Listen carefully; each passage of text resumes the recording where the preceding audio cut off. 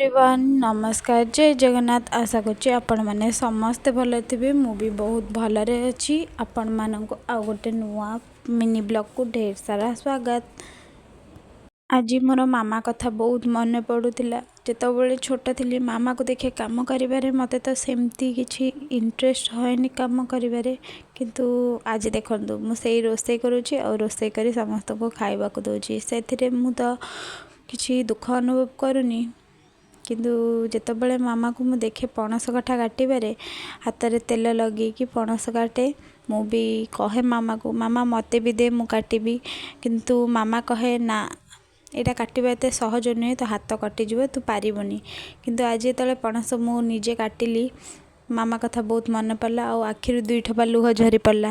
भाविली आज मो पाखरे मो मामा नहीं कहबाको कि ना तू दे तो हाथ कटिଯିବ मु काटी दउची। से छाड़ी देइची ता झील को घर संसार करने, एका एका घर संसार करने से ता झील को छाड़ी देइची।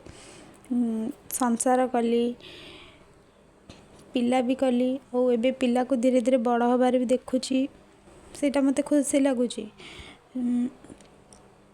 सत कहबी दिने दिने शरीर बहुत थकी जाए। सेम काम रिपीट करी करी बेले बेले भावे मो जीवन कौन एमिति, बास सबुदिन सकाळु उठुथिबी से काम रिपीट करुथिबी। छाड़तु से सब कथा। आज मामा कथा मन पड़ला तो मु आपण मानकु न कहीकि रही पारलिनी।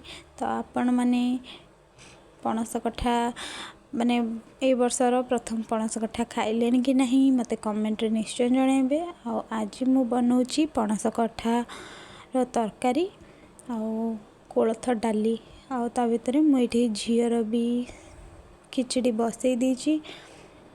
आपण माने निश्चय कमेंट करेंगे आपण माने ए थरर पणस कठा खाइले कि नहीं। आशा करुँची आपण मानकु मोर वीडियो भल लगुथिबो। जदि भल लगुथिबो लाइक शेयर सब्सक्राइब करने को जमा भी भूलिबेनी। ए देखंतु मु आपण सहित कथा हो एपटे मोर रोसे भी सरी गलानी।